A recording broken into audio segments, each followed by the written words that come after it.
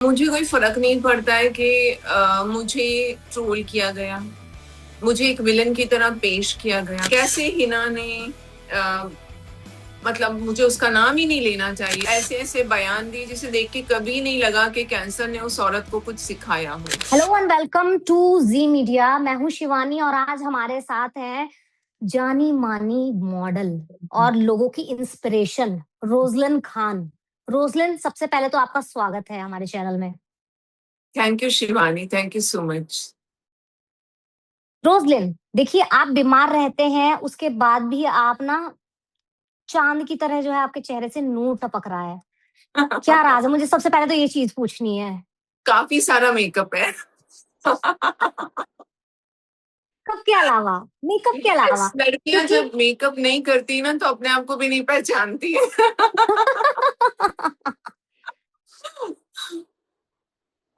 ये हम लोगों से बेहतर और कौन समझ सकता है भला, है यस। कि नहीं है? हाँ, हाँ, यस। अच्छा, मुझे यहाँ पे आपसे एक सवाल पूछना है रोजलिन कि चलिए अभी कैंसर की बातें चल रही हैं, चीजें हो रही हैं वगैरह वगैरह, बहुत कुछ है करने के लिए, देखने के लिए। लेकिन ये जो जर्नी है आपकी कैंसर की, इसको आप किस तरह से देखती हैं? मैंने कैंसर आने का कभी अफ़सोस नहीं किया। जो भी होता हुँ, है अच्छे के लिए होता है, ऊपर वाले ने कुछ तो सोचा होगा जो मुझे इस डिज़ीज़ को एक्सपीरियंस करना था। और उसके बाद मैं मेंटली काफ़ी स्ट्रॉन्ग हुई हूँ। पेशेंस लेवल बढ़ गया है। लोगों पे भरोसा करती हूँ, ज़िंदगी पर भरोसा करती हूँ और अब मुझे लगता है कि I should live one day at a time. वो जो हैशटैग हम लगाते हैं ना, तो उसके पीछे एक वजह है कि आज हम खुश हैं, आज ज़िंदगी है, आज मौका है तो कुछ अच्छा कर लें। सो वो एटीट्यूड मुझे कैंसर के बाद में मेरे अंदर वो एटीट्यूड आया। और मैं ये समझती हूँ कि जितने लोगों का भी ज़िंदगी में कोई बुरा वक़्त आता है, तो वो कुछ सिखा कर जाता है। अगर मैंने कुछ नहीं सीखा तो फिर क्या हुआ? मतलब फिर हुँ। ये डिज़ीज़ का आने का मतलब ही क्या हुआ? तो मैंने बहुत कुछ सीखा इससे और मुझे कोई अफ़सोस नहीं है। अब I am back to life. थोड़ी-थोड़ी अच्छी हो गई हूँ, ठीक हो गई हूँ, काम करने लगी हूँ, बाहर निकलती हूँ, वेट थोड़ा बेटर हो गया, बाल थोड़े उग आए हैं और मतलब जो एक एक गंजी सी होके घूम रही थी, ऐसी एकदम 20-25 केजीज़ वेट पुट ऑन हुआ था, तो वो भी एक तरह का मेंटल और फिज़िकल ट्रॉमा था, उससे निकल गई हूँ और अब वापस आ गई हूँ और फिर से अ, ओटीटी पे ट्राई कर रही हूँ, कुछ अच्छा हो जाए और कुछ अच्छा प्रोजेक्ट मिलता है तो डेफ़िनेटली काम भी शुरू कर लूँगी।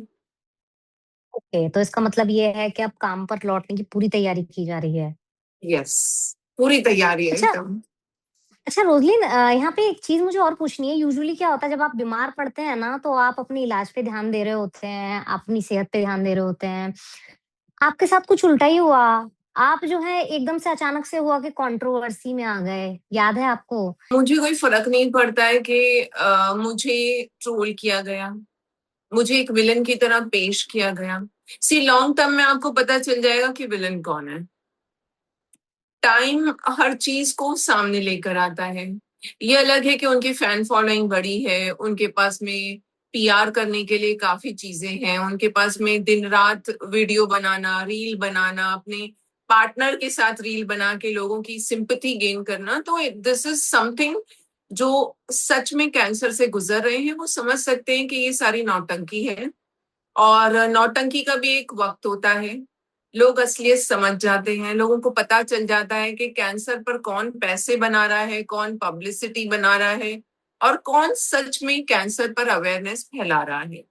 जो समझदार लोग हैं, वो समझ चुके होंगे अब तक कि कैसे हिना ने अ, मतलब मुझे उसका नाम ही नहीं लेना चाहिए था, मगर मैं ले रही हूँ। कैसे इस फ़िल्म इंडस्ट्री में काफ़ी लोगों को कैंसर आया। यहाँ तक कि इरफान खान सर को कैंसर आया है। इतने बड़े-बड़े एक्टर्स जो कैंसर से दुनिया छोड़कर चले गए, उन्होंने कभी इतनी नौटंकी नहीं की। दिन-रात अपने कैंसर का प्रचार करके काम नहीं माँगा। इनफैक्ट लोगों ने कैंसर को छुपाया। उन्होंने लोगों से बताया नहीं क्योंकि उनको लगता था कि शायद काम नहीं मिलेगा या डिसरिस्पेक्ट हो जाएगी उनकी।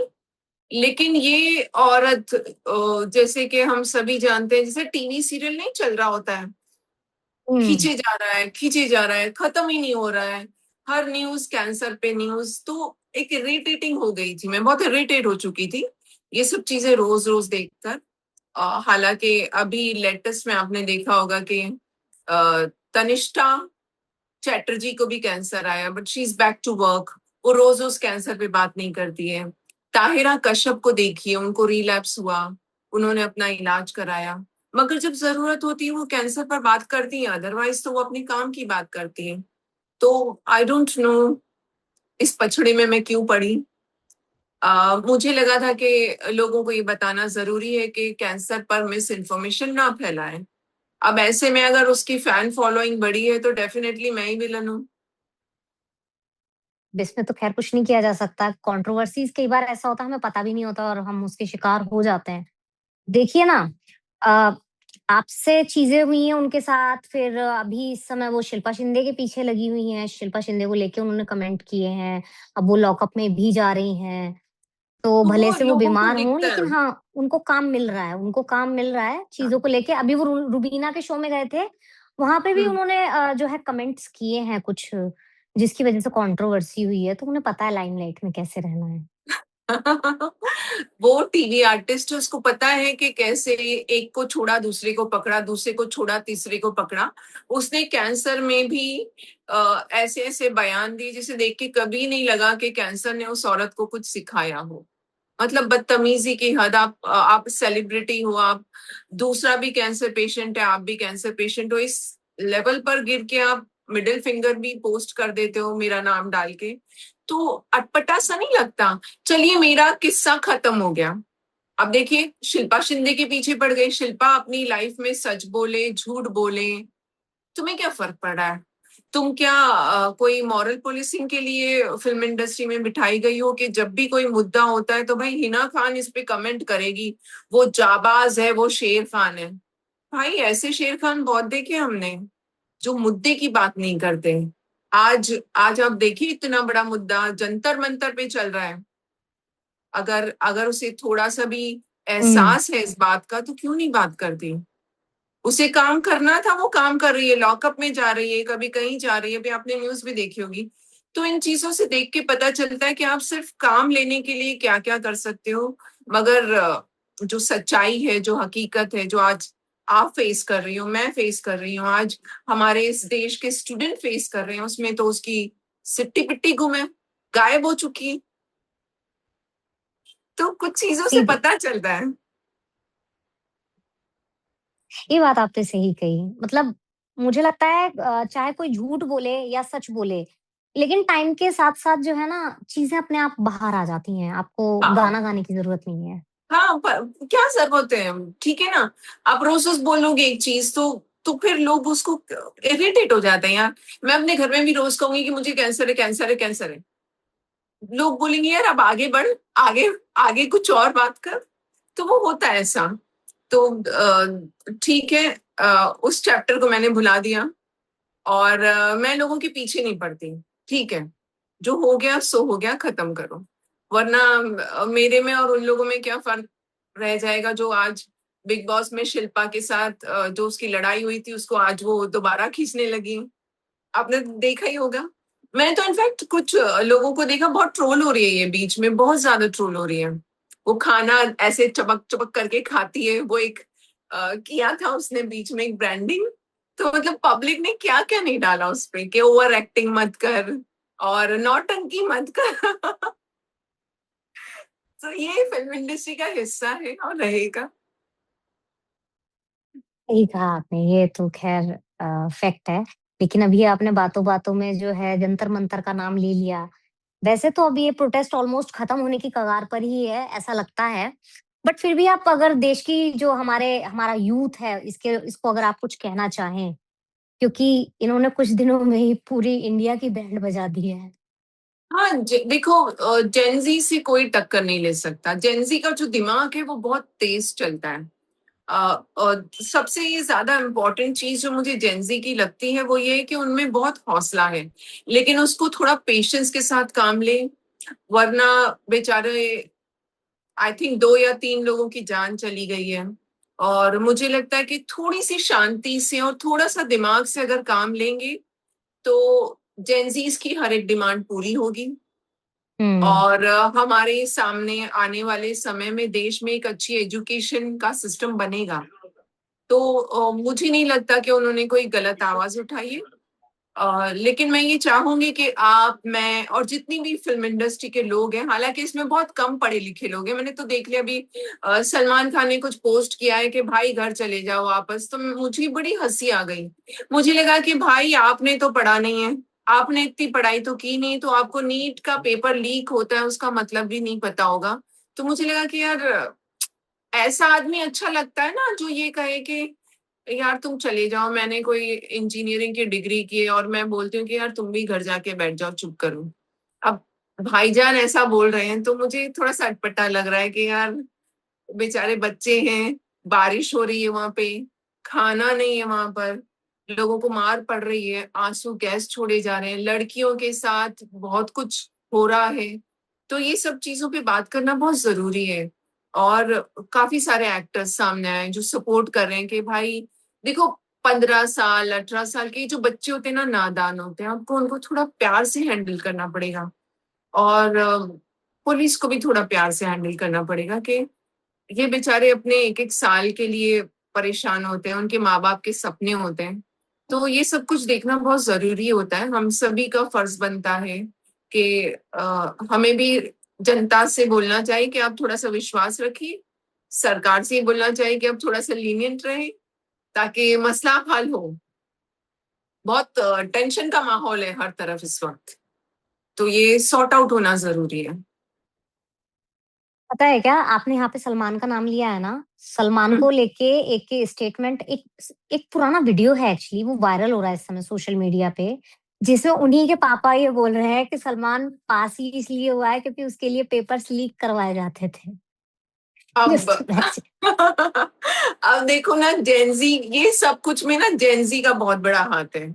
आज जो सोशल मीडिया जिस लेवल पे चल रहा है ना, ये सब सिर्फ हुँ, जेंजी यंगस्टर्स और ये जो हमारा यूथ है, इसका कमाल है। मतलब यूथ किसी चीज को अगर ढूंढ के निकालता है तो उसे तुरंत वायरल कर देता है। तो ये चीजें आ सच रही में। हैं, बहुत चीजें खुलकर आ रही हैं। उसमें कुछ सच भी हो सकता है, कुछ बनाया हुआ भी हो सकता है। आईए का जमाना है तो हम बोल नहीं सकते कि क्या सच है क्या झूठ है। लेकिन अगर ऐसा कोई वीडियो आया है तो बहुत ही फनी वीडियो आया है। और मतलब उसको लेके शायद मीम्स बन सकते हैं, यूथ के अगर हाथ लग गया ये वीडियो तो आप समझ सकते हैं कि किस लेवल के मीम्स बनेंगे। वो तो ऑलरेडी बन ही रहा है, सलमान खान को लेके लोग बोल रहे हैं, भाई बहुत चीज़ें चल रही हैं ऑलरेडी सोशल मीडिया पे। जेनज़ीज़ हाँ, को कुछ नहीं चाहिए, उनको एक स्टेटमेंट दे दो, वो उसे ही वायरल कर देंगे।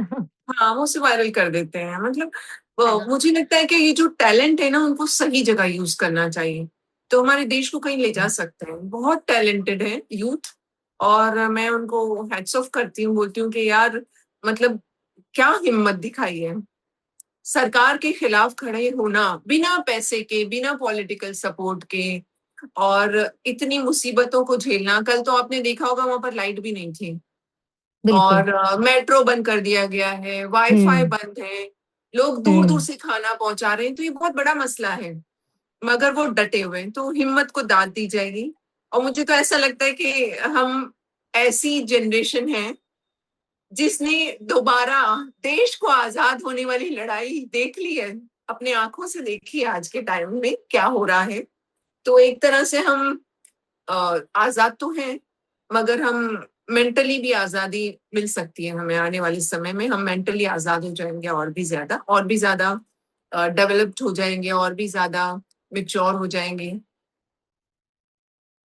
बहुत सही बात बोली है। अच्छा, इस समय जो है सोशल मीडिया पे जेनज़ीज़ के अलावा और इस प्रोटेस्ट के अलावा रामायण का भी बज़ है। मैं चाहती हूँ कि हम एक छोटा-सा क्विज़ खेलें, ठीक है? आप अपनी इंडस्ट्री में, जो हमारी इंडस्ट्री है, इसमें इतने अच्छे-अच्छे लोग हैं, आप अगर बताना चाहें, मैं आपको एक नाम दूँगी और आप बताएँ कि आप इस किरदार को इस एक्टर के थ्रू देखना चाहती हैं। लाइक अच्छा, बताइए। अगर टीवी सेलेब्स में से कोई एक बोला जाए कि किसे राम बनाया जाए, तो राम कौन होगा? राम बनाया जाए टीवी में से, टीवी में थोड़ा सा मुश्किल लगता है मुझे। My God! तो आ, फिर बॉलीवुड आ, पे आते हैं फिर। अगर बॉलीवुड पे जाते हैं तो मुझे लगता है कि आई थिंक राम का किरदार अमिताभ बच्चन को ही देना पड़ेगा। मुझे लगता है कि औ वो परफेक्ट है, मतलब उसको निभाने के लिए बहुत परफेक्ट है।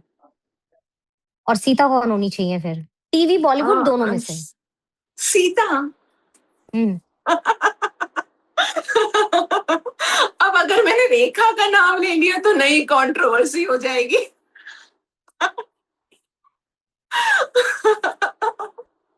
आपने ले मगर लिया, इसकी आपने ब्रेकिंग ले ली मेरे लिए। मुझे ब्रेकिंग दे दी है आपने। नहीं, रेखा से बेटर जो कपल स्क्रीन पे ये दोनों जो लगते हैं उससे बेटर कोई नहीं लगता, और जो है ना? केमिस्ट्री आती है निकल के।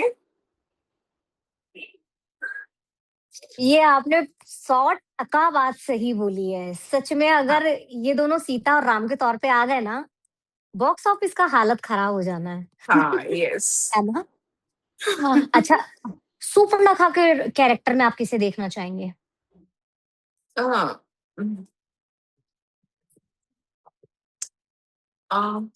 आई थिंक वैसे तो एज गैप काफी है, बट मुझे लगता है कि उसमें मैं हिना खान को फिट करूंगी। बहुत सही है। मुझे पता था यही रिप्लाई आएगा। कास्टिंग थोड़ी सी ऊपर नीचे होगी, हम इसके थोड़े से बाल बाल वैसे कर देंगे और उनको एआई से थोड़ा यंग कर देंगे, but she is the best. बहुत अच्छा खेलती है, बहुत बढ़िया। तीखी तो फिर मिर्ची। रावण तो फिर रावण कौन बनेगा? रावण हम प्रकाश राज को बना देंगे। हम्म, बाप आजकल रे! आजकल आजकल इस देश में वो बेचारे विलन बन के रह गए हैं। सही कहा। इंटेंशन उनकी बुरी नहीं है, बस कहीं-कहीं वो मात खा जाते हैं, बस ये बोलना चाहिए उनके बारे में तो, है कि नहीं है? बट ही इज गुड है ना? Actor, wonderful. अच्छा, पता है क्या? आज एक स्टेटमेंट और भी आई है, नारायणी शास्त्री हैं, उन्होंने एक पॉडकास्ट में बोला है बॉलीवुड को भी नहीं बल्कि टीवी को लेके। टीवी सेलेब्स जो हैं, कि वो भी ड्रग्स वगैरह लेते हैं। उनको इतना दारू का शौक नहीं है जितना ड्रग्स का है। क्या आपने कभी ऐसे किसी मतलब किसी टीवी स्टार से आपका पाला पड़ा है जिसको देख के आपको लगा हो कि बाप रे! इसके ऐसे हाल हैं? नहीं, नहीं, टीवी नहीं, मेरे कुछ फिल्मी फ्रेंड्स हैं जिनको देखकर मुझे पता चल जाता है कि ये लोग ड्रग्स स्मोकअप लेते करते हैं। हैं, स्मोकअप करते हुँ। हैं। हुँ, हुँ, और हुँ, हुँ। इनका कोई माल वाल फूका हुआ है इन्होंने, ऐसा पता चलता है। तो वो मालूम पड़ जाता है उनकी। अब देखो इतने साल से एक्टिंग कर रहे हैं हम, थिएटर करते करते आज मुझे 14-15 साल हो गए। तो हाव भाव से पता चल जाता है कि कुछ तो लिया हुआ है इसने। तो कुछ हुँ। है ऐसे जिनको देख के पता चलता है कि 24 घंटे ये लिए हुए होते हैं कुछ ना कुछ, और ये नॉर्मल नहीं होते, तो मालूम पड़ जाता है। अब इतना तो सीख ही लिया है काफी। अब ओह मैं नाम माय नहीं गॉड! लेना चाहूंगी, अगर नाम लूंगी तो फिर पंगे हो जाएंगे। देखिए, आपने मुझे अभी तो 2 ब्रेकिंग ऑलरेडी दे ही दी हैं। हम्म। रेखा अमिताभ को जो है आपने राम-सीता बना दिया, फिर हिना खान को सूर्पणखा बताया है, तो मेरे लिए तो ये बड़ी खबर हो गई। बट मुझे कहीं न कहीं पता था जवाब, मैं सच बताऊँ तो। मुझे कहीं न हाँ, कहीं आइडिया था इस चीज़ का। अच्छा, बट मतलब तुम्हें पता चल गया ना कि हमारी कितना 36 का आंकड़ा चल रहा है। वो चलेगा। है, देखिए आप हर किसी के फ्रेंड नहीं हो सकते, हाँ, हर हाँ, आप किसी से सबसे आपकी दोस्ती पटरी नहीं नहीं कर खा सकते, सकते। आपके कुछ दुश्मन भी बिल्कुल। होंगे, दोस्त भी होंगे। और सबको खुश करने का ठेका मैंने थोड़ी लिया है, मैं अपने आप को खुश कर लूं काफी। है ना? फिलहाल तो आप यस। खुश लग रही हैं, माशाल्लाह, नज़र ना लगे। ऊपर वाला बनाए रखे आपको, क्योंकि उस दिन मैंने जैसे कि अभी आपको बताया ही था कि रात में मुझे पता चला कि आप हॉस्पिटलाइज़ हैं, मुझे सदमा हाँ, लग गया था। मैंने आपसे आप देखेंगे, अगर मैंने आपसे ये नहीं पूछा कि दोबारा इंटरव्यू करना है, नहीं करना है, आई वाज़ लाइक कि please take care of yourself. ठीक हाँ, रहिए कैसे भी करके, बाकी तो सब मोह माया है, चलती रहेंगी चीज़ें। चलता रहेगा। बस बीच बीच बिल्कुल। में ना ये जो कैंसर वाले लोग होते हैं ना, बीच बीच में ये अप एंड डाउन चलती है। मेरी जो स्टेज रही है, स्टेज 4, तो मैं कभी बहुत नॉर्मल हो जाती हूँ, बाहर जाती हूँ, हुँ, घूमती हूँ, हुँ, मतलब हुँ। सब कुछ कर लेती हूँ। फिर कभी कभी ना बॉडी का सिस्टम एक ऐसा है कि कभी कोई वीकनेस आ गई, फीवर आ गया, तो सीधा आप हॉस्पिटल पहुंच जाते हो। तो ये जो फ्रेजाइल बॉडी है ये तो हो गई है। उसका आप कुछ नहीं कर सकते। So this is my new normal, you can say.